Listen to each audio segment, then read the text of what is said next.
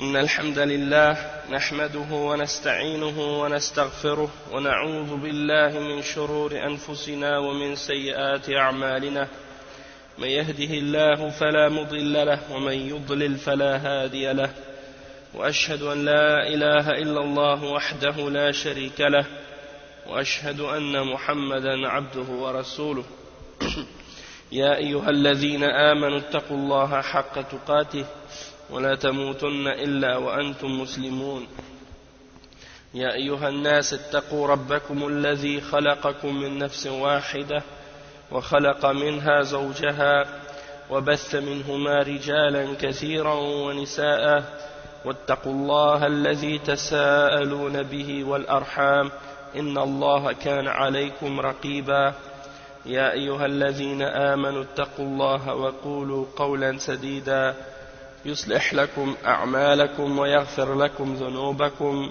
ومن يطع الله ورسوله فقد فاز فوزا عظيما أما بعد فإن خير الكلام كلام الله وخير الهدي هدي محمد صلى الله عليه وسلم وإن شر الأمور محدثاتها وكل محدثة بدعة وكل بدعة ضلالة وكل ضلالة في النار أما بعد.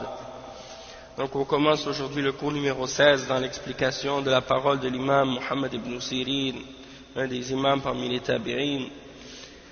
Et c'est écrit par le cheikh Ahmed Bazmoul. J'ai mis le livre en fait en PDF sur le site Salafi de Montréal. Je l'ai mis dans le document, dans le dossier de ce cours. Vérifier de qui prendre la religion.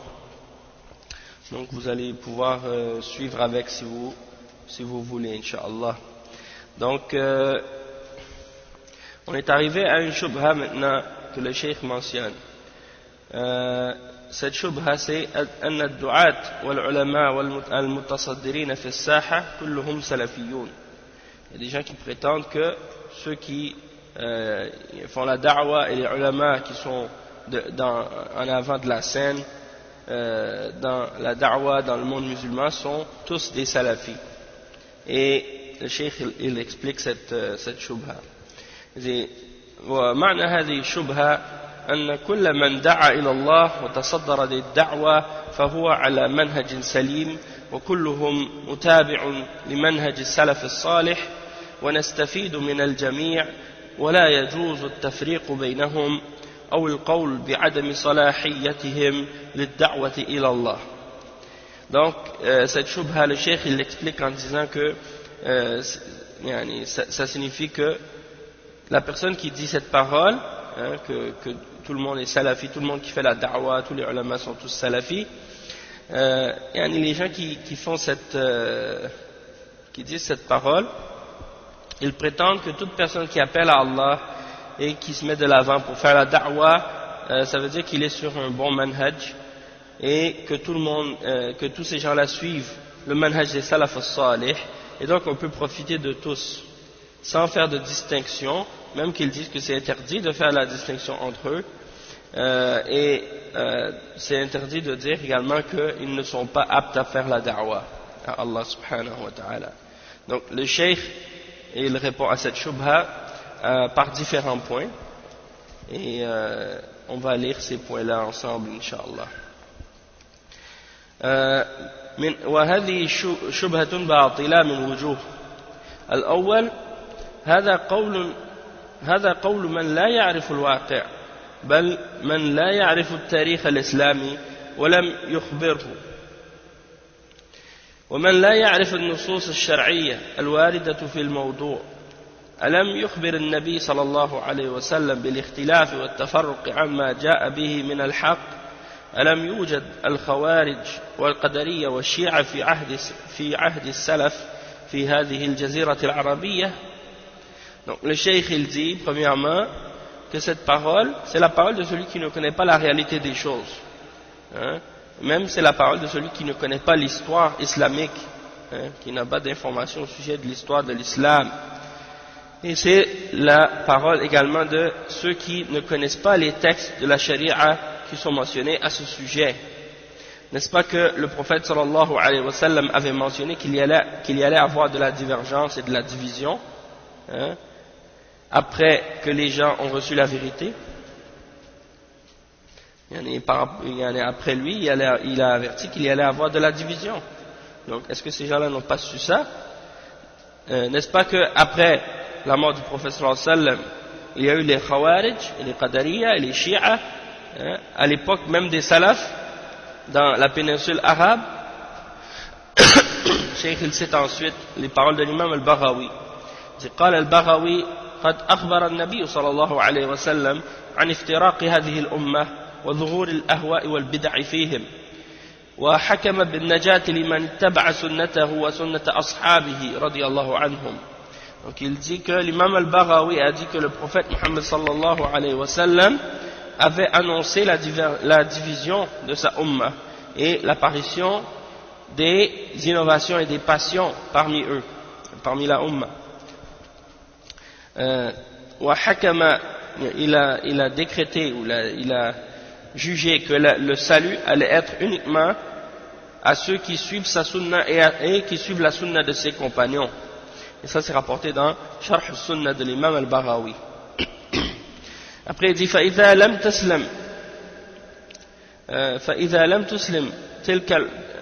لم تسلم هذه العصور أو تلك العصور الإيمانية الصادقة من أولئك المبتدعة فضلا عن العصور التي تليها فهل يسلم عصرنا من أهل البدع والضلال. Donc il dit si ces premiers siècles de foi sincères n'ont pas été épargnés de ces gens de bid'a, à cette époque-là qui était parmi la meilleure époque, l'époque des salafs, ils ont connu les gens de bid'a et ils ont connu les égarements de ces gens-là. Donc si eux ils n'en ont pas été épargnés alors que c'était la meilleure des générations, alors est-ce que nous on va en être épargnés à notre époque aujourd'hui? On va être épargnés des gens de bid'a et d'égarements? Donc ça c'est pas réaliste. C'est pas réaliste les gens qui pensent que tout le monde aujourd'hui sont corrects, tout le monde qui parle de l'islam, tout le monde est bon, tout le monde est salafi. C'est pas la réalité. الثاني أن السلفيين المتمسكين بالسنة العاملين بها قليلون جدا وهم في غربة مع أهل الأرض عموما ومع أهل الأهواء والبدع خصوصا.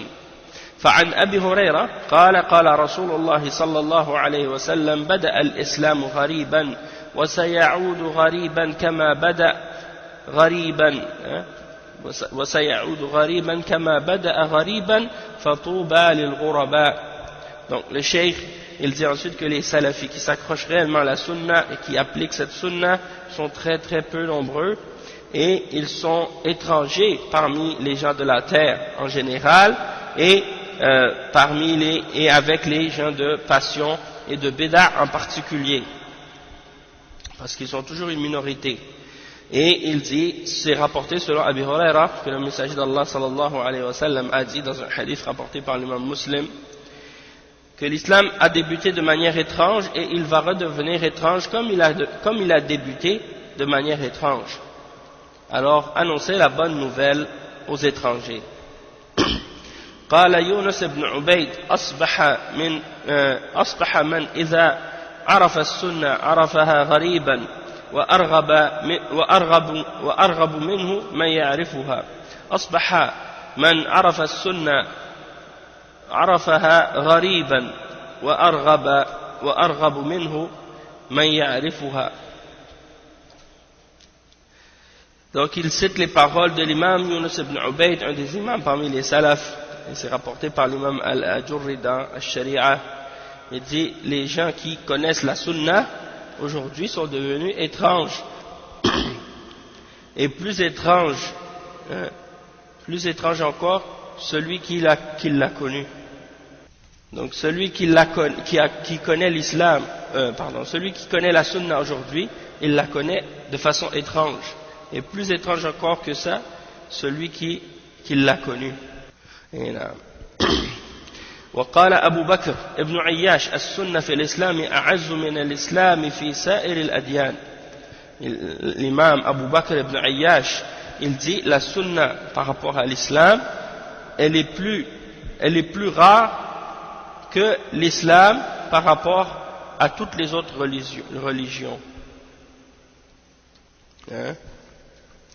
Donc ça c'est pour comparer la sunna à l'intérieur de l'islam, c'est-à-dire parmi les musulmans, parmi les gens qui se disent musulmans et qui disent suivre l'islam, il y a les gens qui sont sur la sunna, et ceux-là sont plus rares que l'islam par rapport à toutes les autres religions.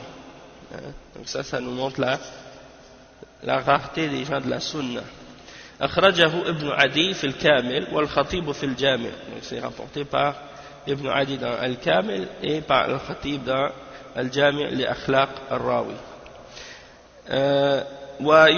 وقال يوسف بن أسباط أهل السنة أقل من الكبريت الأحمر. C'est rapporté par l'imam Al-Harawi dans Dhamm al-Kalam wa Ahli. Il dit que les gens de la sunna sont encore moins nombreux que le soufre rouge, en voulant dire que les gens de la sunna sont très rares. وقال ابن القيم الجوزية الغرباء الممدوحون المغبوطون ولقلتهم في الناس جدا سموا غرباء فإن أكثر الناس على غير هذه الصفات فأهل الإسلام في الناس غرباء والمؤمنون في أهل الإسلام غرباء وأهل العلم المؤمنون غرباء وأهل السنة الذين يميزونها من الأهواء والبدع فهم غرباء والداعون إليها الصابرون على أذى المخالفين هم أشد هؤلاء غربة. Donc le cheikh il mentionne les paroles de l'imam Ibn al-Qayyim dans Madarij al-Salikin. Il dit que les ghuraba qui sont dont les ghuraba, les étrangers dont on fait l'éloge, hein, et dont on doit essayer de rechercher leurs caractéristiques, hein, à cause de leur petit nombre parmi les gens, on les a appelés des étrangers, parce que la plupart des gens sont sur d'autres caractéristiques que leurs caractéristiques.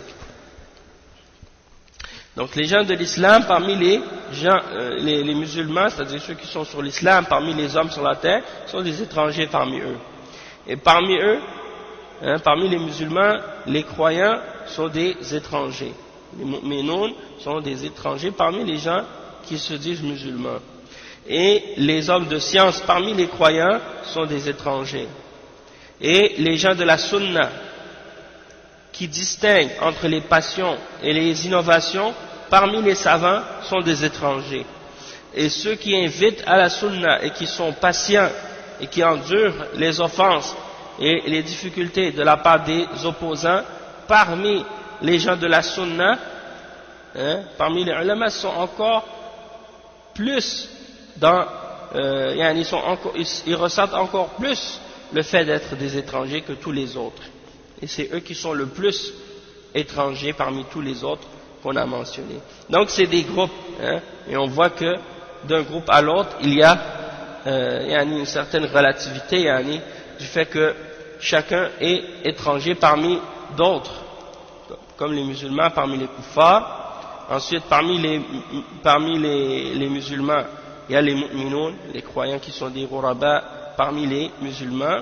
Ensuite, il y a les savants parmi les croyants, il y a les savants qui sont des ghuraba.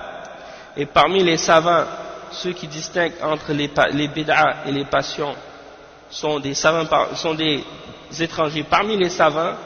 Et parmi ceux qui sont sur la sunna et qui distinguent entre la bid'a et la sunna, parmi les savants, il y en a qui appellent à la sunna et qui opposent les gens de bid'a et qui sont endurants sur cette voie-là, et eux sont encore plus étrangers. Hein? Ensuite, le point numéro 3, الثالث لو كان الدعاة على الحق والسنة فلما هذا الاختلاف ولماذا هذا التفرق والتناحر فهل الحق والاجتماع ينتج عنه هذا التفرق والتناحر. Donc le cheikh il répond à cette shubha par un troisième exemple, et il dit, si les gens qui font la da'wa aujourd'hui sont tous sur la vérité, sur la sunna, alors pourquoi il y a tant de divergences dans ce cas-là, et pourquoi il y a cette division et cette opposition entre les gens? est-ce que la vérité et l'unité amènent comme résultat toute cette division et toute cette divergence? Hein? Donc c'est clair que si on voit parmi les gens des divergences, c'est clair que c'est un signe qu'il y a un problème quelque part. Et c'est ça qui se passe maintenant des fois parmi les gens qui se disent salafis. On retrouve ça des fois que y a certaines questions ou certains sujets qui commencent à créer des divisions ou des divergences parmi les gens qui sont sur la voie des salafs, ou des gens qui se disent salafis, qui prétendent être sur la voie des salafs. Et des fois ils ne sont pas nécessairement vraiment des salafis, ou bien ils ne sont pas nécessairement sur la voie des salafs pour vrai. En tout cas, qu'est-ce qu'on remarque, c'est que parfois il y a des choses qui se passent, puis ça crée des divisions entre les gens. Et la raison pourquoi ces choses-là arrivent et ces divisions-là se produisent, c'est le signe qu'il y a des gens qui s'accrochent à autre chose qu'à la vérité. C'est pour ça que ça crée de la division. Le cheikh il dit ensuite, donc, قال مطرف ابن الشخير لو كانت هذه الأهواء كلها هوى واحدا لقال القائل الحق فيه فلما تشعبت واختلفت عرف كل ذي عقل أن الحق لا يتفرق. Ça c'est la parole de l'imam al-Lalaka'i fi sharh i'tiqad ahl al-sunnah. Il mentionne cette parole d'un des imams des salafs, Matraf ibn al-Shakhir. Il dit, si toutes ces passions, toutes les innovations, toutes les sectes, elles n'étaient qu'une seule secte, quelqu'un aurait pu dire, la vérité est dedans. La vérité est dans celle-ci, dans cette passion, dans cette bid'a. Si elles étaient toutes réunies, les gens pourraient dire, ah, la vérité est là. Mais étant donné qu'elles se sont toutes divisées et qu'elles se sont toutes séparées, les gens ont pu comprendre et ont su, toute personne qui a un minimum de raison, il sait que la vérité n'amène pas la division. Donc la vérité n'amène pas la division. Qu'est-ce qui amène la division? C'est le mensonge et la fausseté. Et c'est la bid'a, c'est l'égarement. C'est ça qui amène la division. Mais la vérité, elle amène pas la division, elle amène l'union et elle amène le fait de s'unir sur la vérité. وإذا كان الدعاة هؤلاء على الحق فلماذا يحذرونهم وأتباعهم من أهل السنة؟ فلماذا يحذرونهم وأتباعهم من أهل السنة؟ ولماذا الطعن في المنهج السلفي في كثير من المناسبات؟ ولماذا يصفونهم بأوصاف تنفيرية بقصد تشويه صورتهم عند طلاب العلم والعامة؟ Donc le cheikh il dit, si ces gens-là sont sur la vérité, si ces du'at sont sur la vérité, alors pourquoi ils mettent en garde, eux ainsi que leurs fidèles, contre Ahl Sunnah, contre les gens de la Sunnah? Et pourquoi ils critiquent le manhaj salafi dans plusieurs occasions? Et pourquoi ils les décrivent par différentes descriptions pour faire fuir, ou dans le but de salir l'image de certains d'entre les salafis, auprès des étudiants de sciences et auprès des musulmans en général? Donc si c'est des gens qui étaient réellement sur la vérité, alors pourquoi ils font tout leur effort pour essayer de décrire les gens qui appellent au manhaj des salafs par des termes pour faire fuir les gens et pour salir leur image, ainsi de suite. خذ على سبيل المثال علماء حيض ونفاس، علماء مناصب، مداهنون، مباحث إلى غير ذلك من الأوصاف التي تنفر عامة الناس عن قبول الحق. Il dit, regarde comme exemple, qu'est-ce que ces gens-là disent à propos des ulama, à propos des gens qui appellent à la voie des salafs, au manhaj salafi. Il dit, ce sont des savants des menstruations et des écoulements postnataux, c'est-à-dire les sangs qui coulent après l'accouchement de la femme, les écoulements qui coulent de la femme après son accouchement. Comment ils appellent les savants? Ils appellent les savants de ces choses-là. Ils les appellent aussi des agents du gouvernement. Ils les appellent également des savants qui cherchent des postes. Ulama manasib, c'est-à-dire des savants qui ont été placés dans un poste pour faire un travail. En voulant dire, c'est pas des savants qui défendent la vérité et qui sont sincères. Mudahinoun, c'est-à-dire ce sont des gens qui font des compromis, qui essaient de faire plaisir.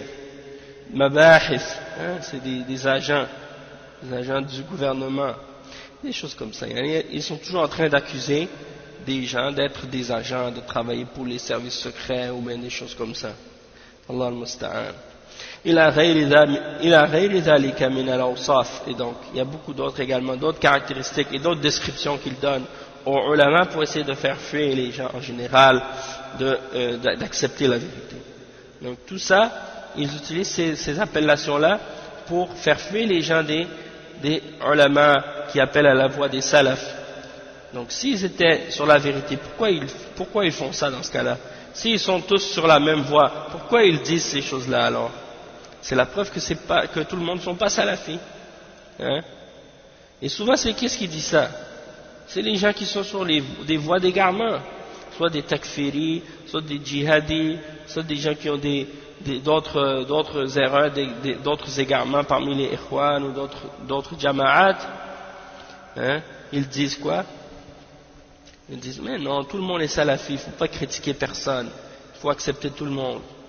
Et même il y en a des fois ils font la distinction entre un prêcheur et un autre. Ils disent ah moi j'aime beaucoup celui-là, mais j'aime pas celui-là qui fait la da'wa ou qui prêche. Tu lui dis mais pourquoi? Mais parce que lui il critique personne, donc moi j'aime bien celui-là, il critique personne. Quand tu écoutes ses cours, il parle pas contre quelqu'un, il dit pas des choses contre quelqu'un, il attaque personne. Donc quand on l'écoute, on profite, on apprend. Mais l'autre, lui, quand on l'écoute, il critique tout le monde, il parle toujours des gens, il parle toujours d'autres prêcheurs, ou bien il met en garde contre des groupes. Et ça amène des problèmes, ça amène la division, c'est pas bon. Et ça, c'est une mauvaise compréhension de la part de ces gens-là. Parce que le fait de mettre en garde et d'avertir contre les gens qui ont des erreurs ou qui ont des égarements, ça c'est quelque chose qui amène en fait à la protection de la Ummah, à la protection de la communauté, et qui éloigne de la communauté également les gens qui invitent à l'égarement et à la bid'a. Et ça facilite pour les gens par la suite de distinguer entre qu'est-ce qui est vrai et qu'est-ce qui est faux. Et ça les éloigne des gens qui, parmi ces prêcheurs-là, ont des shubuhat, ou ont des erreurs, ou ont des égarements, et ils essaient d'inviter les gens à ces égarements de manière sournoise. Ils ne veulent pas que les gens sachent qu'est-ce qu'ils ont comme égarement dans leur cœur, ou dans leurs paroles, ou dans leurs enseignements. Alors, ils préfèrent que les gens ne critiquent personne, et qu'on n'explique à personne les réalités. Et ça, on va en parler après, de toute façon, Inch'Allah, le prochain point, c'est un point qui parle de ça. Inch'Allah. C'est-à-dire, la prochaine shubha, c'est à ce sujet. Ensuite, le Cheikh dit, الرابع أن العلماء الكبار الموثوق بعلمهم ودينهم وتقواهم تكلموا في بعض الدعاة وحذروا منهم ومن منهجهم الباطل. وأمثال الشيخ ابن باز وابن عثيمين والألباني والنجمي رحمهم الله والشيخ عبد العزيز آل الشيخ والفوزان وربيع المدخلي وزيد المدخلي وغيرهم حفظهم الله.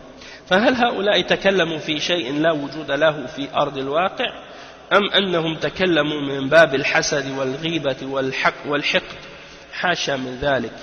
Donc, le cheikh il rapporte, il dit comme point numéro 4 pour répondre à cette shubha, il dit les ulama, les grands ulama aujourd'hui en qui on a confiance en leur science, en leur religion, en leur piété, eux ont parlé de certains individus, hein, de certains du'at, des gens qui font la da'wa, ils ont averti contre certains d'entre eux, et ils ont averti contre leur manhaj qui est faux. Et il cite en bas de page ici, il dit قال الشيخ أحمد ابن يحيى النجمي في تأسيس الأحكام بشرح أحاديث الأحكام. Il dit في المجتمعات الإسلامية اليوم أناس يدعى لهم أنهم أهل علم وليسوا كذلك. Il dit parmi le Cheikh Ahmed al-Najmi, il dit dans les sociétés islamiques aujourd'hui, il y a des gens qu'on appelle comme étant des gens de science, et en réalité ils ne sont pas des hommes de science. Donc le cheikh dit il y a des ulama donc qui ont mis en garde contre des personnes qui ont des erreurs dans leur manhaj ou qui ont un faux manhaj. Et parmi les ulama qui ont mis en garde contre ces prêcheurs là, il y a le cheikh Ibn Baz, le cheikh Ibn Uthaymin, le cheikh Al-Albani, le cheikh Ahmed al-Najmi rahimahumullah. Il y a le cheikh Abdul Aziz al-Sheikh, le mufti, il y a le cheikh Salih al-Fawzan, il y a le cheikh Rabi' al-Madkhali, il y a le cheikh Zayd al-Madkhali, et beaucoup d'autres parmi les ulama également. Est-ce que ces savants-là ont parlé de quelque chose qui n'existe pas dans la réalité, sur Terre, hein? Ou bien ils ont parlé dans le sens par rapport à, c'est-à-dire qu'est-ce qui les a poussés à parler, c'est la jalousie, ou le fait de vouloir parler dans le dos, ou la rancune qu'ils avaient dans le cœur? Non, jamais. Hein, quelque chose. C'est pas dans ce sens-là qu'ils parlent. Lorsqu'ils parlent, c'est pour mettre en garde et pour avertir, hein, la Ummah, et pour les protéger contre l'égarement. Hein. Regardez par exemple, si vous voyez par exemple dans une ville ou dans un pays ou dans une société qu'il y a beaucoup de gens qui appellent à l'égarement ou qui ont des innovations ou des égarements, et il y a des gens qui sont au courant de ça et ils disent rien, et il faut juste parler de d'autres sujets et ils mettent en garde contre personne. Est-ce que vous pensez que ça fait partie de la nasiha? Est-ce que la personne qui est comme ça, qui se tait devant l'égarement et devant la fausseté, qui dit rien aux gens, qui n'avertit personne de rien de qu'est-ce qui se passe, est-ce que vous pensez que cette personne-là c'est un musulman qui aime ses frères, qui a une bonne pensée pour ses frères, qui veut les mettre en garde contre le danger, qui veut les mettre en garde contre l'égarement, hein, qui a une bonne intention envers eux, hein, qui veut les protéger de tomber dans le mal? Si quelqu'un est sincère et si quelqu'un veut vraiment donner la nasiha pour ses frères, est-ce qu'il va se taire devant les faussetés et les égarements qui sont propagés autour de lui? Il les voit avec ses yeux, il les entend avec ses oreilles, et puis il dit rien, il ferme sa bouche, et puis il se tait, il dit non, moi je veux pas parler, moi je veux pas rentrer dans la fitna. Hein, il faut faire attention. Il faut faire attention, des fois, de cette manière-là, tu penses que tu t'éloignes de la fitna, alors que c'est à ce moment-là que tu tombes dans la fitna. Hein? Puisque tu vois la fitna autour de toi, puis tu fais rien pour l'arrêter. Donc il faut faire attention à ça. Donc ça aussi, ce point-là, ça répond aux gens qui prétendent que les grands ulama, ils ne mettent pas en garde contre les égarements des prêcheurs qui se sont égarés de la bonne voie. Hein, on voit que même les grands ulama, les plus grands parmi les ulama de la salafiyya, ils sont les premiers, hein, lorsqu'il faut mettre en garde, ils mettent en garde contre des prêcheurs, contre des individus. Et s'ils ne le font pas eux-mêmes directement, des fois ils chargent certains élèves de le faire à leur place. Et des fois, qu'est-ce qu'ils font également? Ils vont, par exemple, lorsque quelqu'un a écrit une réfutation contre quelqu'un qui a des erreurs ou des égarements, ils vont approuver de cette réfutation-là, et ils vont même des fois écrire une introduction à cette réfutation. Donc même si eux-mêmes ils n'ont pas réfuté en détail cet individu-là ou cette erreur, mais ils ont approuvé d'une réfutation qui a été faite par un élève dans la science islamique ou par un étudiant, un talib ilm, ils l'ont approuvé, ils ont mis leur signature dessus, ils ont écrit une introduction pour supporter cette réfutation et pour montrer qu'ils l'approuvent et qu'ils sont d'accord. Donc ça c'est des exemples qui montrent que les ulama, ils mettent toujours en garde lorsque c'est nécessaire contre des gens qui ont un mauvais manhaj et qui sont sur une voie d'égarement. Le cheikh il dit al-khamis anna man ankara dhalika urrif fa in istamarra ulhiqa bihim wala karama. Le cheikh il dit que celui qui nie cette réalité là, c'est-à-dire celui qui nie qu'il y a parmi les du'at et parmi les gens qui sont considérés des ulama, parfois il y en a parmi eux qui ne sont pas salafis. Donc si quelqu'un nie cette réalité, il faut lui faire connaître, il faut l'informer de cette réalité-là et lui donner les explications et les preuves pour qu'il sache qu'il y en a des gens qui ne sont pas sur la voie des salafs et qui ne sont pas sur le bon manhaj. Puis si la personne, après qu'on lui ait clarifié, elle persiste à nier, alors dans ce cas-là, elle va être associée avec ces gens-là, ces gens de bid'a, et sans pitié non plus. Hein? Le cheikh il mentionne à ce sujet-là les paroles de Cheikh Al-Fawzan. Il قال الشيخ صالح الفوزان الذي يمدح المبتدعة ويشبه على الناس بما عندهم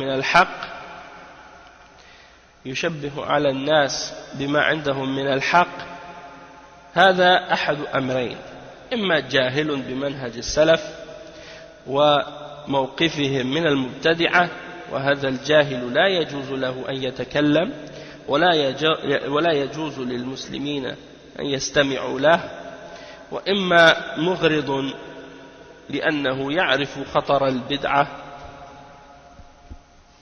ويعرف خطر المبتدعة ولكنه مغرض يريد أن يروج للبدعة فعلى كل هذا أمر خطير وأمر لا يجوز التساهل في البدعة وأهلها مهما كانت. Donc le Cheikh Al-Fawzan il explique, il dit celui qui glorifie les gens de bid'a, il fait croire aux gens, il essaie de faire croire aux gens qu'ils sont corrects, qu'ils sont bien, et il dit aux gens, il mentionne aux gens qu'est-ce qu'ils ont comme vérité avec eux. Il dit aux gens, un tel il est bien, il est correct et tout, il mentionne le bien que la personne possède, alors que ce sont des gens de bid'a. Donc le cheikh il dit, cette personne qui agit comme ça, soit qu'elle est une des deux choses suivantes, soit que c'est un ignorant qui ne connaît pas le manhaj des salafs et qui ne connaît pas la position des salafs vis-à-vis des gens de bid'a. Donc ça veut dire que c'est un ignorant et qu'il n'est pas permis il n'est pas permis pour lui de parler, et il n'est pas permis aux musulmans de l'écouter non plus, ou soit que c'est une personne qui sait la vérité, mais qui fait exprès pour glorifier les gens de bid'a parce qu'il a un intérêt. Il a un intérêt. Parce qu'il connaît le danger de la bid'a et il connaît le danger des gens de bid'a, mais il a une intention derrière la tête, en fait c'est de propager la bid'a, et il fait semblant que c'est pas le cas. Donc dans les deux cas, que ce soit dans le cas d'une personne qui est ignorante et qui parle sans science, ou que ce soit une personne qui n'est pas ignorante mais qui a une mauvaise intention, qui veut égarer les gens, dans les deux cas c'est quelque chose de dangereux. Et il n'est pas permis de prendre ces choses-là à la légère dans les questions de bid'a et les questions qui ont rapport avec les gens de bid'a. Donc le cheikh il dit, peu importe de quelle bid'a il s'agit, et ça c'est dans son livre Zahiratu Tabdi' wa Tafsiq.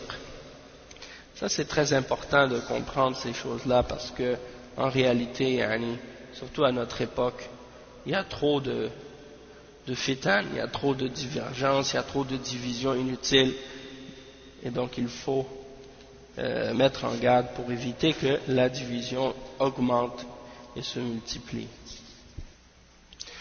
شبهة أن البحث عن حال المتصدرين لإفادة الناس هو من الطعن فيهم ومن تتبع عورات المسلمين وأن باب الجرح والتعديل قد أغلق. Ça c'est une autre shubha, et c'est une shubha qui est répandue aussi, on l'entend partout, et on va prendre quelques minutes Inch'Allah pour la réfuter Inch'Allah. C'est la shubha de ceux qui disent que d'essayer de chercher l'état des gens qui se placent de l'avant pour essayer de faire profiter aux gens, que ça c'est une sorte de critique ou d'attaque contre eux. Quand tu essaies de chercher leur réalité ou leur état et leur situation, hein, que ça c'est une sorte de critique ou d'attaque contre eux, et que ça fait partie de chercher les secrets des gens, les secrets des musulmans, les awrat. L'awrat c'est quoi? C'est l'awrat, on dit c'est les parties intimes ou les parties que on doit cacher. Et tatabbu' al-awrat, c'est comme quelqu'un qui est curieux ou qui essaie de regarder ou de chercher les choses qui sont intimes chez les gens. Donc ils appellent les gens qui mettent en garde contre les bid'a ou contre les égarements ou contre les problèmes de certains prêcheurs, ils appellent ces gens, ils disent que ces gens-là yatatabba'un al-awrat, ils cherchent les erreurs, ils cherchent les fautes, hein. Il y en a comme ça des fois, comme par exemple, je me souviens quand j'avais écrit des textes sur Tariq Ramadan, il y a un de ces gens-là, un de ces hizbiyin, il m'a dit, ah toi tu cherches les fautes et les erreurs, tutabi' al-awrat. Al-awra en principe c'est quelque chose qui est caché, c'est pas quelque chose qui est apparent. Donc si quelqu'un fait des erreurs publiques, il mentionne ça, il appelle à ces idées qui sont contraires au Coran et à la Sunna, et que toi tu les désignes, tu les mentionnes, et tu spécifies que ces paroles-là sont des erreurs, et que tu les réunis pour mettre en garde les musulmans contre ces erreurs-là, ça fait pas partie de qu'est-ce qu'ils prétendent eux, de tatabbu' al-awrat, hein. Les erreurs elles sont là. Et la plupart du temps, ils le savent que ces erreurs-là sont présentes. Mais, ils font semblant que les erreurs ne sont pas là. Pourquoi? Pour continuer à rassembler les gens, pour continuer à ramener les gens autour d'eux, et les égarer et les gagner à leurs idées. Mais quand on commence à mettre en garde contre leurs erreurs, et à mentionner leurs fautes, là, étant donné que ça vient en contradiction avec leur plan, en contradiction avec leur programme et leur projet, alors là, ils essaient d'utiliser ce genre d'arguments pour essayer de te bloquer ou de stopper et d'éloigner les gens de toi.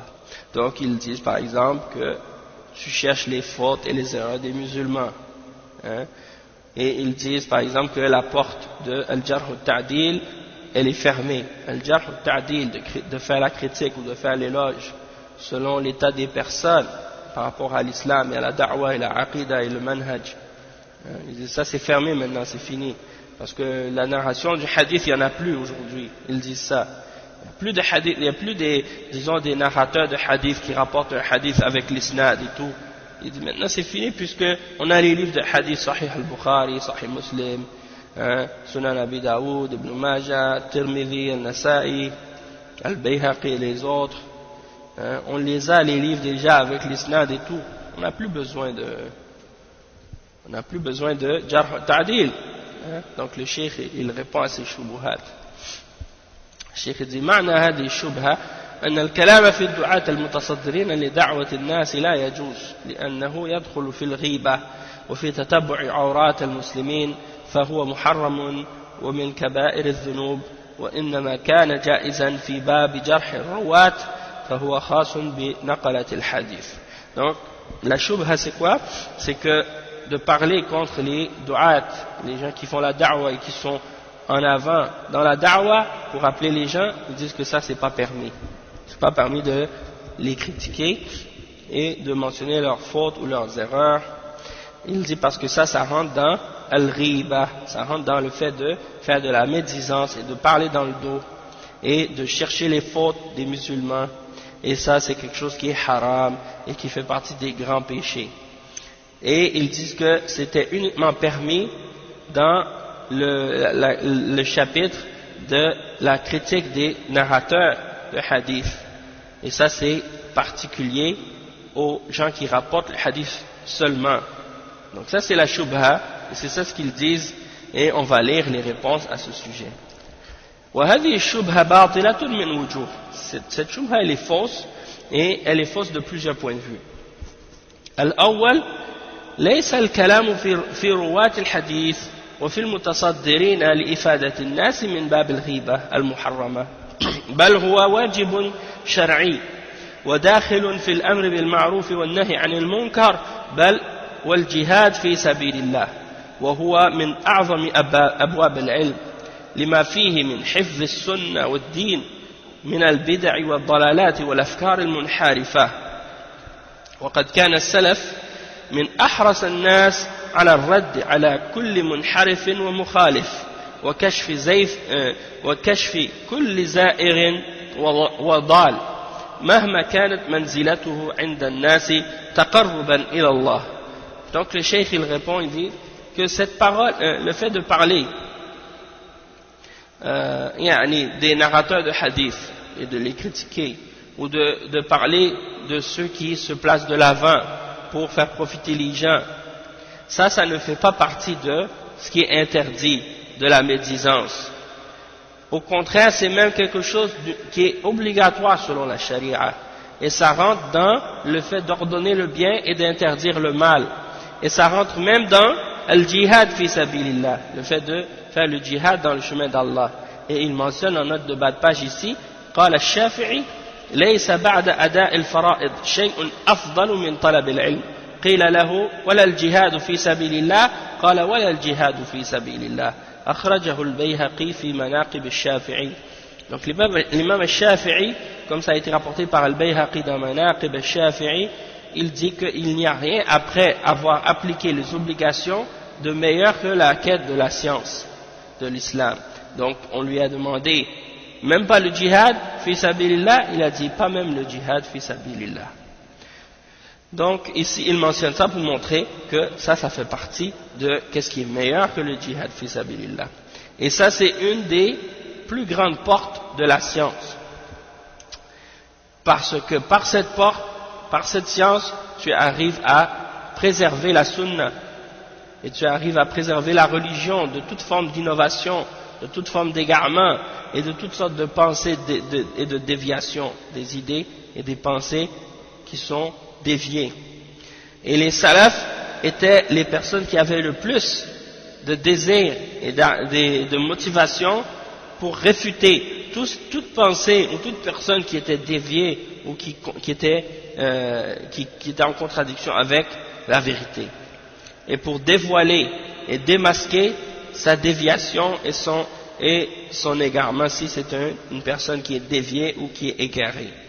Peu importe le statut ou la position que cette personne déviée pouvait avoir auprès des gens, et il faisait ça pour se rapprocher à Allah subhanahu wa ta'ala. قال عفان, il mentionne ensuite une autre parole, il dit قال عفان كنت عند ابن علي فقال رجل فلان ليس ممن يؤخذ عنه. قال فقال له الآخر قد اغتبت الرجل. قال رجل ليست هذه بغيبة إنما هذا حكم. قال فقال ابن علي صدقك الرجل يعني الذي قال هذا حكم. يعني ici c'est rapporté par Al-Uqayli dans Ad-Du'afa et Ibn Hibban dans Al-Majruhin. Selon Affan, il dit que j'étais auprès de Ibn Aliyah et un homme a dit un tel on ne prend pas de lui. Alors l'autre a répondu tu as fait de la médisance contre cet homme, tu as parlé dans son dos en disant qu'on ne prend pas la science de lui, on ne doit pas prendre la science de lui. Alors, l'autre homme a répondu, ça ne fait pas partie de al-riba, c'est uniquement un verdict ou un jugement que la personne a fait. Et Ibn Aliya a répondu, il a dit, cette personne qui t'a dit que c'est un jugement, c'est lui qui a été véridique avec toi et qui a été sincère.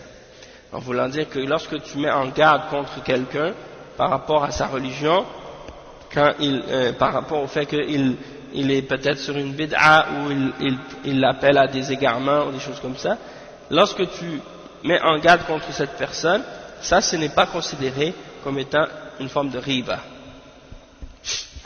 Après le cheikh dit وقال ابن أبي زمنين لم يزل أهل السنة يعيبون أهل الأهواء المضلة وينهون عن مجالستهم ويخوفون فتنتهم ويخبرون بخلاقهم ولا يرون ذلك غيبة لهم ولا طعنا عليهم.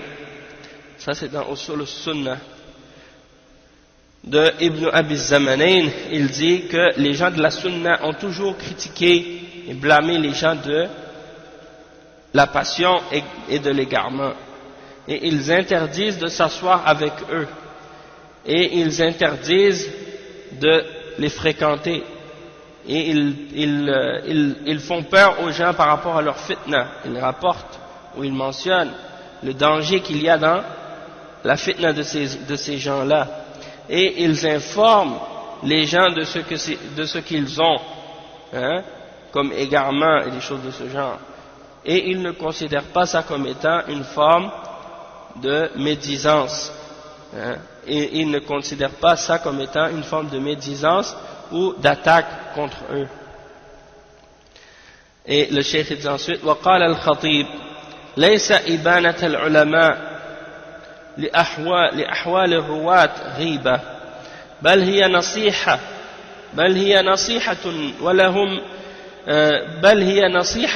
ولهم في إظهارها أعظم المثوبة لكونها مما يجب عليهم كشفه ولا يسعهم إخفاؤه وستره.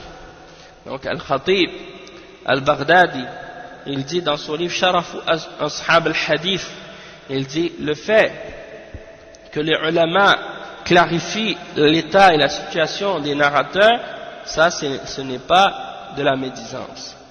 Bien au contraire, c'est une nasiha, c'est un bon conseil de la part de ces ulama. Et du fait qu'ils montrent l'égarement de ces gens-là et qu'ils clarifient leur état, ça, ils ont pour ça la meilleure récompense, la plus grande récompense, parce que ils font ce qui est obligatoire de faire pour eux, c'est-à-dire de dévoiler la réalité de ces gens-là, et ils n'ont pas d'autre choix que de le montrer, et ils ne doivent pas le cacher ni le camoufler. Donc si quelqu'un sait quelque chose par rapport à une personne qui est dans l'égarement et qui est sur la bid'a, eh bien il doit mettre en garde les gens. Et on voit ça dans la parole de l'imam Al-Khatib Al-Baghdadi. قال ابن رجب الكلام في الجرح والتعديل جائز وقد أجمع عليه سلف الأمة وأئمتها لما فيه من تمييز ما يجب قبوله من السنن وما لا يجوز قبوله وقد ظن بعض من لا علم عنده أن ذلك من باب الغيبة وليس كذلك فإن ذكر عيب الرجل إذا كان فيه مصلحة ولو كانت خاصة كالقدح في شهادة شاهد الزور جائز بغير نزاع فما كان فيه مصلحة عامة للمسلمين أو لا. Donc le cheikh il explique ici, il mentionne les paroles de l'imam Ibn Rajab. Il dit que le fait de parler dans le jarh et dans le ta'dil, c'est permis. C'est-à-dire de critiquer ou de faire l'éloge, ça c'est permis. Et les salafs et les imams de l'islam ont tous été d'accord là-dessus, puisque en faisant ça, il y a une distinction de ce qui est obligatoire d'accepter et de ce qui n'est pas permis d'accepter. Et certains pourraient penser que, certains parmi ceux qui n'ont pas de science pourraient penser que cela fait partie de al-ghiba, que cela fait partie de faire de la médisance ou de parler dans le dos. Et ce n'est pas le cas, parce que le fait de mentionner le défaut ou la faute d'un homme alors qu'il y a un bienfait là-dedans, même si c'est un bienfait même si c'est quelque chose qui est particulier, comme un cas particulier, comme par exemple de critiquer le témoignage d'un témoin qui a menti, par exemple, ça c'est quelque chose qui est particulier, qui n'est pas général. Le bienfait de ça est particulier puisque c'est le témoignage d'un témoin qui va témoigner alors qu'il a menti. Tu vas mentionner au juge que ce témoin-là a menti. Donc ça c'est quelque chose qui est permis, sans aucun doute, et il n'y a pas de divergence à ce sujet-là. Donc si c'est un bienfait qui est général pour tous les musulmans, alors c'est encore plus important de le faire, et encore meilleur, parce que là c'est quelque chose qui va amener un bien à la Ummah en entier et à tous les musulmans, comme par exemple de mettre en garde contre des individus qui prêchent l'islam mais qui appellent à des innovations ou à des égarements. وقال ابن رجب أهل البدع والضلال ومن تشبه بالعلماء وليس منهم يجوز بيان جهلهم وإظهار عيوبهم تحذيرا من الاقتداء بهم. Donc l'imam Ibn Rajab il dit également dans son livre, la parole précédente c'était dans Sharh al-Ilal, et maintenant cette parole c'est dans Al-Farq bayna al-Nasiha wa al-Ta'yir, et on a fait l'explication de ce livre-là avec les paroles de Cheikh Rabi' al-Madkhali, hafizahullah. Donc, c'est les paroles de l'imam Ibn Rajab, il dit les gens de bid'a et d'égarement, et ceux qui essaient de ressembler aux ulama alors qu'ils ne sont pas des ulama, il est permis de clarifier leur ignorance et de montrer leurs fautes et leurs défauts pour mettre en garde contre le fait de les prendre comme modèle. وسئل الشيخ صالح الفوزان هل بيان بعض أخطاء الكتب الحزبية أو الجماعات الوافدة إلى بلادنا يعتبر من التعرض للدعاء؟ فأجاب لا، هذا ليس من التعرض للدعاء، لأن هذه الكتب ليست كتب دعوة، وهؤلاء أصحاب هذه الكتب والأفكار ليسوا من الدعاة إلى الله على بصيرة وعلم وعلى حق. فنحن حين نبين أخطاء هذه الكتب أو هؤلاء الدعاة ليس من باب التجريح للأشخاص لذاتهم، وإنما من باب النصيحة للأمة أن تتسرب إليها أفكار مشبوهة ثم تكون الفتنة وتتفرق الكلمة وتتشتت الجماعة، وليس غرضنا الأشخاص، غرضنا الأفكار الموجودة بالكتب التي وفدت إلينا باسم الدعوة. Donc le cheikh il répond dans son livre, Cheikh Al-Fawzan il répond dans son livre Al-Ajwibatul Mufida, on lui a posé la question, est-ce que le fait de clarifier les erreurs de certains livres de Hizbiyya et de certains groupes qui sont venus de l'extérieur, est-ce que ça c'est considéré comme le fait de s'opposer aux du'at? Et le cheikh il répond en disant non, ça ne fait pas partie de s'opposer aux du'at, aux gens qui font la da'wa, parce que ces livres-là ne sont pas des livres de da'wa en réalité. Et ceux-là, c'est-à-dire les gens qui ont écrit ces livres-là et qui propagent ces livres et ces idées, ne sont pas des gens qui sont des du'at réellement, c'est-à-dire ce ne sont pas des gens qui appellent à Allah avec connaissance et compréhension sur la vérité. Donc nous, lorsqu'on clarifie les erreurs de ces livres ou de ces du'at ou de ces prêcheurs, ce n'est pas dans le but d'attaquer leur personne en tant que telle, mais c'est uniquement dans le sens de donner le bon conseil à la Ummah pour pas que ces pensées ou ces idées mauvaises ou ambiguës se propagent parmi les musulmans, puis que par la suite ça amène à de la fitna et à de la division, et que la jama'a se divise par la suite.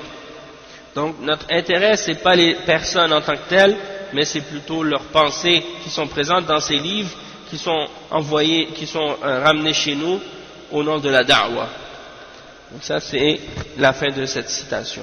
Donc ça c'est le premier point par lequel le cheikh Ahmed Bazmoul hafidhahullah a répondu donc à cette shubha par rapport aux gens qui disent que si tu critiques des prêcheurs, ça veut dire que tu rentres dans la médisance ou des choses de ce genre.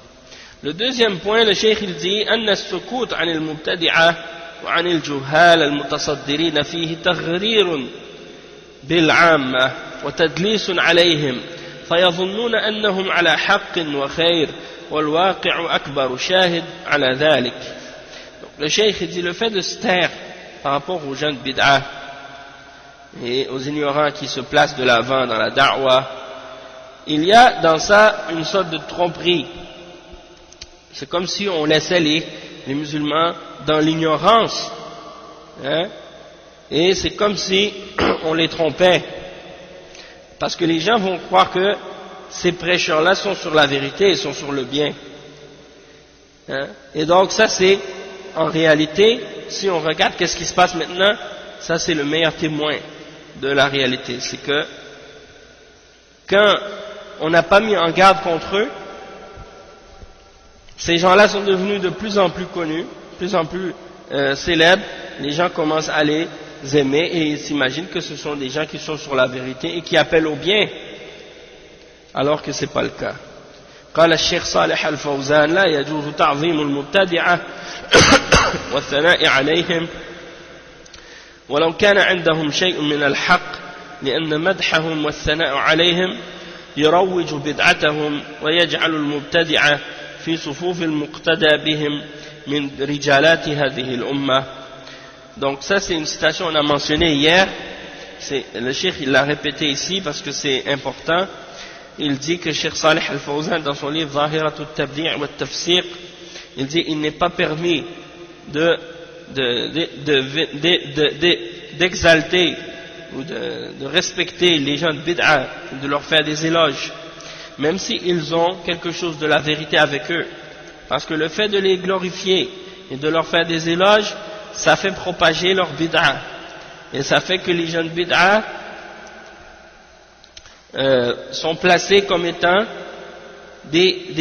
parmi les catégories de gens qu'on prend comme modèle parmi les hommes de cette ummah, chez les gens. Et lorsque les gens par la suite vont voir ces gens-là, ils vont s'imaginer que ce sont des exemples à suivre.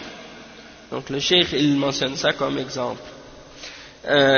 Troisième réponse à cette shubha, le cheikh il dit anna ar-radd ala al-mukhalif ليس المقصود منه تنقصه أو الفضيحة بل المقصود منه النصيحة هذا الظاهر بل المقصود منه النصيحة هذا الظاهر والسرائر علمها عند الله تبلى يوم تلتقي الخصوم. Donc le cheikh il dit comme troisième point, le fait de réfuter les gens qui opposent la vérité, le fait de les réfuter, c'est pas dans le but de les rabaisser ou de leur faire la honte ou des choses comme ça, mais le but et l'objectif c'est donner le bon conseil. Donner le bon conseil. Et quand on dit donner le bon conseil, c'est pour les personnes eux-mêmes, et aussi, c'est-à-dire pour ces personnes-là, et pour les gens qui les écoutent et qui les suivent aussi. Il y en a qui disent, quand tu mets en garde contre un individu qui a une erreur, les gens te disent, est-ce que tu l'as contacté? Est-ce que tu lui as parlé en personne? est-ce que tu lui as donné la nasiha à lui en personne avant de le dire publiquement ou le faire publiquement? Et les gens ils réalisent pas que la nasiha c'est pas seulement pour la personne elle-même qui a fait l'erreur, mais c'est aussi pour les musulmans en général qui ont été affectés par cette personne, qui ont été affectés par cette idée que la personne a propagée. Hein? Sinon, parfois tu vas mettre en garde contre quelqu'un ou mentionner des fautes qu'il a et les réfuter, et puis les gens deviennent émotifs et ils commencent à dire « Ah, mais est-ce que tu lui as donné la nasiha? Est-ce que tu lui as parlé en privé avant? Hein? » Et des fois tu l'as fait, et tu l'as mis en garde, ou bien tu as mis en garde contre lui, avant de le mettre en garde contre lui, tu l'as contacté, tu lui as dit en privé que qu'est-ce qu'il fait, c'est pas correct, et puis la personne n'a pas accepté la nasiha. La personne n'a pas accepté la nasiha, la personne persiste à continuer dans sa voie d'égarement. Alors quand tu as fait la nasiha par la suite, malgré que c'est pas obligatoire de le contacter en personne, en privé, en premier, mais c'est quelque chose qui est bien de faire, puisque si la personne elle se corrige elle-même et elle répare son erreur, alors dans ce cas-là c'est quelque chose de bien, hein? Mais malgré tout, hein, malgré ça, subhanallah, si la personne elle revient pas, qu'est-ce qui arrive avec ces idées qui sont propagées et que les gens ont entendues partout? Il faut que les gens soient mis en garde contre ces erreurs. Et il faut qu'ils sachent que ces paroles-là sont incorrectes. Donc on met en garde, pas seulement pour la personne, mais pour les personnes aussi qui ont écouté et qui ont entendu ces idées et qui peuvent être trompées par ces paroles ou ces écrits qui sont contraires à ce qui est vrai. سئل الشيخ صالح الفوزان السؤال التالي: ما حكم من أحب عالما أو داعية وقال إني أحبه حبا كثيرا لا أريد أن أسمع أحدا يرد عليه وأنا آخذ بكلامه حتى وإن كان مخالفا للدليل لأن هذا الشيخ أعرف منا بالدليل. فأجاب بقوله: هذا تعصب ممقوت مذموم ولا يجوز. نحن نحب العلماء ولله الحمد ونحب الدعاة إلى الله ونحب الدعاة في الله عز وجل، لكن إذا أخطأ واحد منهم في مسألة فنحن نبين الحق في هذه المسألة بالدليل ولا ينقص ذلك من محبة المردود عليه ولا من قدره، وبيان الخطأ من النصيحة للجميع، وأما كتمانه فهو مخالف للنصيحة. Donc le Cheikh Al-Fawzan il a répondu à une question. La question c'est: quel est le verdict de celui qui aime un savant ou un da'ya et qui dit moi j'aime ce savant ou j'aime ce da'ya, je l'aime beaucoup et je ne veux pas entendre personne qui le réfute, hein? Et je prends sa parole même si qu'est-ce qu'il dit est en contradiction avec la preuve, parce que ce cheikh là il a plus de connaissances que nous de la preuve. Donc le cheikh il répond à cette parole, parce qu'il y en a des gens qui ont cette attitude là maintenant. Il y en a des gens qui ont cette attitude. Ils disent non, moi je veux pas entendre personne qui critique ce cheikh, je veux pas entendre personne qui critique ce frère, ce prêcheur, hein? Et ils le défendent même quand il a tort. Donc ça c'est comme le cheikh il dit, il a répondu, il a dit هذا تعصب ممقوت مذموم. Et ça c'est une forme de fanatisme qui est détestable et qui est blâmable et qui n'est pas permis. Wala yajouz, c'est pas permis d'agir comme ça. Il dit nous on doit aimer les ulama, alhamdulillah, et on aime les gens qui font la da'wa à Allah, mais on les aime, les gens qui font la da'wa on les aime en Allah, mais lorsqu'ils font une erreur, lorsque l'un d'entre eux fait une erreur dans une question quelconque, alors on clarifie la vérité dans cette question-là avec la preuve. Et ça ne diminue rien de notre amour pour la personne réfutée ni de sa valeur. Et le fait de clarifier l'erreur, ça fait partie de la nasiha pour tout le monde. Mais de cacher la vérité, ça c'est en contradiction avec la nasiha. Le cheikh il mentionne ensuite comme point pour répondre à cette shubha, le point numéro 4. الرابع أن دعوى اختصاص علم الجرح والتعديل بباب الرواية دعوى غير صحيحة لأن السلف إنما تكلموا في من تكلم فيه حماية للدين من البدع والضلالات سواء كان في باب الرواية أو في باب الدراية. Donc le cheikh il répond à la shubha par rapport à ceux qui disent que le jarh ou ta'dil c'est uniquement pour la narration des hadiths.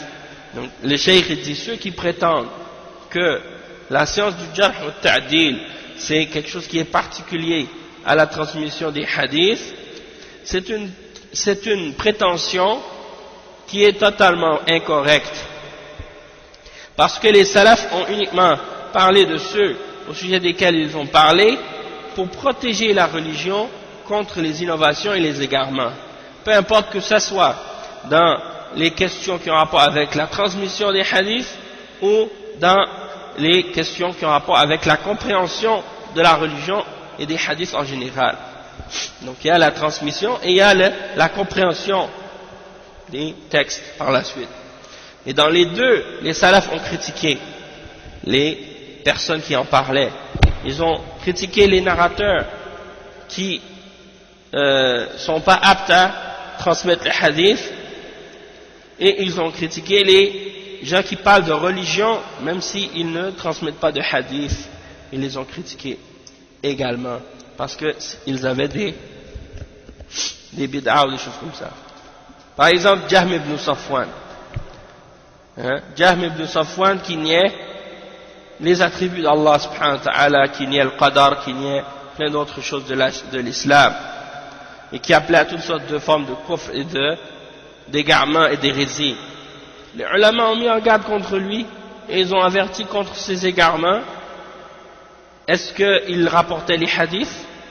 Il ne rapportait pas les hadiths. Ces gens de bid'a, ce ne sont pas des ulama de hadith. Ce sont des intellectuels, des soi-disant philosophes, des penseurs, ils se pensent intelligents et ils ramènent le désordre dans la religion. Donc le cheikh il explique. Il dit وَلِهَذَا نَجِدُ قد تكلموا في جماعة لا رواية لهم وإذا كانوا يردون رواية الراوي المبتدع إذا كان داعية أو روى ما يوافق بدعته فرد كلام أهل الأهواء والبدع والجهال الذين يفسرون به النصوص الشرعية من باب أولى. Donc, le cheikh il dit, c'est pour ça qu'on retrouve que les ulama ont parlé des groupes d'individus, ont parlé des individus ou d'une série d'individus qui n'ont jamais transmis de hadith. Ils ont aucune narration. Ils les ont pourtant quand même critiqués. Et même si on voit que les ulama ont rejeté les narrations des narrateurs innovateurs lorsqu'ils étaient des gens qui font la da'wa à leur bid'a et qu'ils transmettaient des choses qui sont en accord avec leur bid'a. Donc si c'est le cas pour les narrateurs, alors le fait de rejeter la parole des gens de passion et de bid'a et les ignorants qui interprètent les textes de la charia, alors c'est encore plus nécessaire de rejeter leurs paroles et de ne pas prendre de leur part. Les ulama de hadith, il y a certains, des fois parmi les gens de bid'a, les hizbiyin, ils disent ouais mais les savants de hadith, ils ont accepté parfois les narrations des gens de bid'a. Parfois les narrateurs ils ont accepté les narrations des gens de bid'a, ils ont pris leur hadith. Et ça c'est des shubuhat qu'ils jettent pour essayer de faire croire qu'on peut prendre les hadiths ou la religion des gens de bid'a. On peut apprendre la religion des gens de bid'a. En mentionnant cet exemple. Ils disent, les ulama ont accepté les hadiths des gens de bid'a. Sauf que cette parole-là, c'est pas vrai de cette manière comme ils le prétendent. Puisque les ulama de hadith ont mis des conditions très sévères et très strictes pour pouvoir accepter les hadiths de ces gens-là. Hein? Premièrement, il fallait voir que cette personne, c'est pas un menteur. Deuxièmement, il fallait voir que cette personne, s'il a une bid'a, c'est quelqu'un qui ne fait pas partie des du'at. C'est-à-dire que c'est quelqu'un qui n'invite pas les gens à suivre cette bid'a. Il a une bid'a en lui, mais il la garde pour lui, il l'enseigne pas aux autres, il la prêche pas aux autres. C'est juste une erreur qu'il a en lui-même. Et que les gens connaissent et savent ça, mais ils savent que cette personne, elle ne le prêche pas, elle ne l'enseigne pas aux autres. Et non seulement ça, il faut que le hadith qu'ils prennent de lui n'ait aucun rapport avec la bid'a qu'il a dans son cœur par rapport à la question. Donc le hadith qu'ils vont prendre du mubtadi', c'est le hadith du mubtadi', premièrement, qui ne fait pas de da'wa à sa bid'a, et c'est un hadith qui n'est pas au sujet de la bid'a à laquelle, qui n'est pas au sujet ou qui n'est pas en accord avec la bid'a qu'il a en lui-même. Donc, sinon, il rejette la parole de ce mubtadi', il rejette son hadith. Si c'est un prêcheur et si ce qu'il rapporte est en accord avec sa bid'a, il le rejette, il ne l'accepte pas. Donc,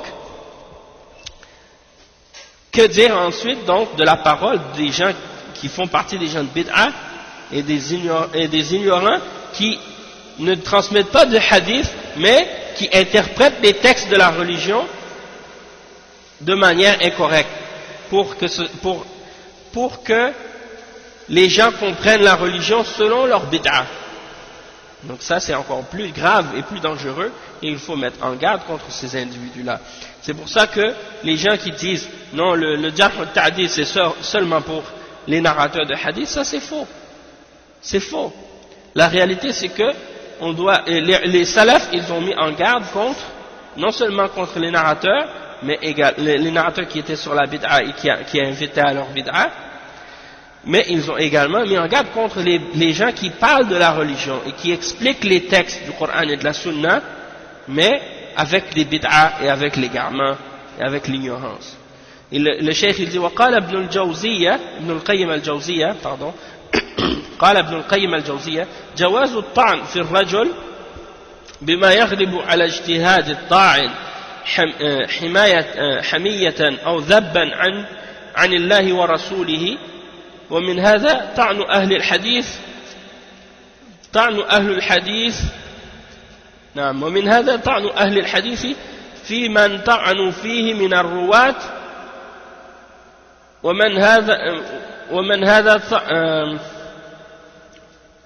ومن هذا طعن ورثة الأنبياء وأهل السنة في أهل الأهواء والبدع لا لحظوظهم وأغراضهم، أي نعم، لا لحظوظهم وأغراضهم. وجواز الرد على الطاعن إذا غلب ظن الراد أنه وهم وغلط، كما قال معاذ للذي طعن في كعب: بئس ما قلت والله يا رسول الله ما علمنا عليه إلا خيرا، ولم ينكر رسول الله صلى الله عليه وسلم على واحد منهما.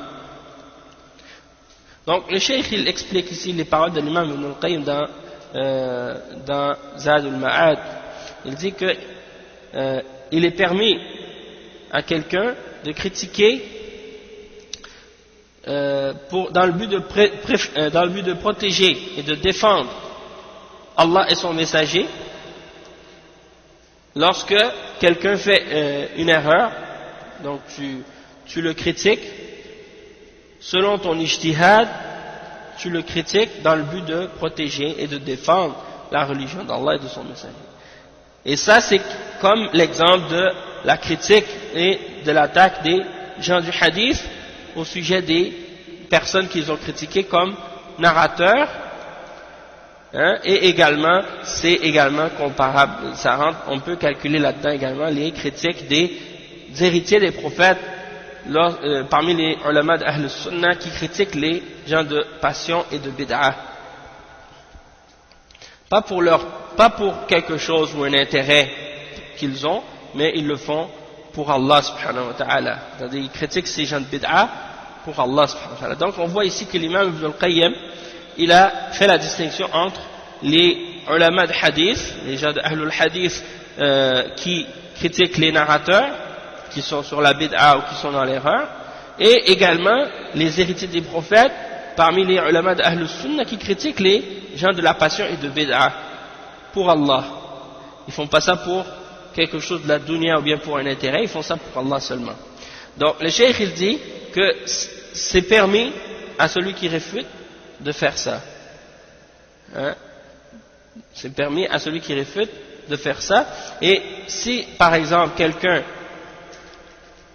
a réfuté une personne, par exemple si quelqu'un a attaqué une personne, mais que on voit que la personne qui a réfuté, elle s'est trompée ou elle a fait une erreur, alors il est permis pour cette personne-là de répondre, hein, et de corriger cette critique ou cette réfutation. Comme c'est arrivé lorsque Mu'adh a répondu au sujet de la personne qui avait critiqué Ka'b. Donc Mu'adh a dit à la personne qui a critiqué Ka'b, il lui a dit comme ta parole est mauvaise, et par Allah, au messager d'Allah, comme ça on vous l'a dit, je jure par Allah, au messager d'Allah, qu'on n'a rien connu de mal de lui, c'est-à-dire on n'a rien connu à son sujet de mal. Hein? Et le messager d'Allah, sallallahu alayhi wa sallam, n'a pas condamné ou critiqué ou rejeté la parole ni de l'un ni de l'autre. C'est-à-dire il n'a pas rejeté la parole de Mu'adh qui défendait Ka'b, et il n'a pas rejeté la parole de celui qui le critiquait. Et ça c'est rapporté par Al-Bukhari et Muslim dans le Sahih selon le hadith de Ka'b ibn Malik. C'est le hadith de Ka'b ibn Malik. Donc c'est pour montrer que le fait de critiquer les personnes qui parlent de la religion, c'est quelque chose qui est permis, même si ce ne sont pas des narrateurs, même si ce ne sont pas des gens qui rapportent le hadith.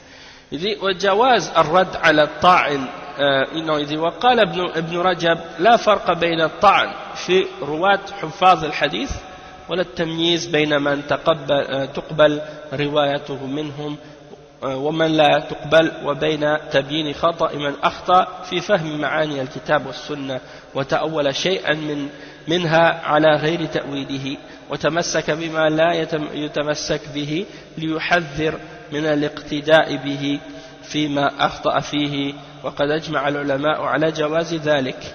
Donc Ibn Rajab il dit qu'il n'y a pas de différence entre le fait de critiquer les narrateurs de hadith, les mémorisateurs de hadith, et entre le fait de critiquer celui qui a fait une erreur dans la compréhension des significations du Coran et de la Sunna, qui l'a interprété d'une manière contraire à son interprétation et qui s'est accroché à qu'est-ce qu'on ne doit pas prendre dans le but de mettre en garde, de ne pas prendre cette personne-là comme un exemple ou comme un modèle dans la chose dans laquelle il s'est trompé. Donc il y a pas le cheikh dit il n'y a pas de différence entre les deux. Il n'y a pas de différence entre le fait de critiquer les narrateurs de hadith, les mémorisateurs de hadith, et de distinguer entre ceux d'entre eux qu'on accepte leur narration et ceux d'entre eux dont on n'accepte pas la narration, et l'exemple de ceux qui parlent dans les significations du Coran et de la Sunna et qui se trompent dans quelque chose qu'ils ont mal interprété ou des choses comme ça. Donc les deux ça fait partie de qu'est-ce qui est permis dans l'islam et qu'est-ce qui est accepté dans l'islam. Et il dit ensuite, l'imam Ibn Rajab, il dit وَقَدْ أَجْمَعَ الْعُلَمَاءَ عَلَى جَوَازِ ذَلِكَ. Il dit et les savants sont tous d'accord sur la permission de cette chose. C'est-à-dire, tous les savants sont d'accord que ça c'est permis de le faire. D'accord, donc ça vient clarifier un point par rapport à cette question que beaucoup de gens parfois mélangent et ils vont parfois citer la parole d'un savant pour essayer de supporter leur position là-dessus. On dira mais un tel ou un tel cheikh il a dit que le jarh wa ta'dil c'était seulement à propos de les narrations de hadith seulement. Et ils prennent la parole de ce savant-là pour essayer de prouver leur point. Alors que bien des ulama de l'islam ont mentionné que, au contraire, il n'y a pas de distinction entre le jarh ou ta'dil des narrateurs de hadith et le jarh des gens qui prêchent l'islam ou qui parlent de l'islam ou qui enseignent l'islam ou qui expliquent le Coran et la Sunna, ainsi de suite. Donc, et il y a plein de preuves de ça. Hein? Et même il y a l'ijma' à ce sujet-là, comme l'imam Ibn Rajab l'a mentionné. Donc quelqu'un ne peut pas opposer la vérité avec la parole d'un savant, lorsque la parole de ce savant-là, elle contredit qu'est-ce qui est réel et qu'est-ce qui est prouvé. Hein? Donc ça c'est important de le comprendre. Donc on arrive à ce point-là. Je pense qu'on va s'arrêter ici, Inch'Allah. Il reste encore d'autres shubuhat à clarifier. Je pense qu'il reste environ en tout cas, il reste un bon bout. Ça veut dire environ 2 cours encore pour que le livre soit terminé. Donc, Inch'Allah, puisque je ne pourrais pas terminer le livre aujourd'hui, donc Inch'Allah, bien, je vais partir, Inch'Allah, cette semaine, je m'en vais en France, donc à mon retour au Canada, Inch'Allah, par la suite, on complétera ce livre-là ensemble, Inch'Allah. Donc, ça veut dire le mois prochain, Inch'Allah. Donc, on s'arrête ici pour aujourd'hui, et puis, c'est un rendez-vous pour le mois de septembre, Inch'Allah. Donc, subhanakallahu wa bihamdik, ashhadu an la ilaha illa ant, astaghfiruka wa atubu ilayh. بارك الله فيكم وجزاكم الله خيرا والسلام عليكم ورحمة الله وبركاته.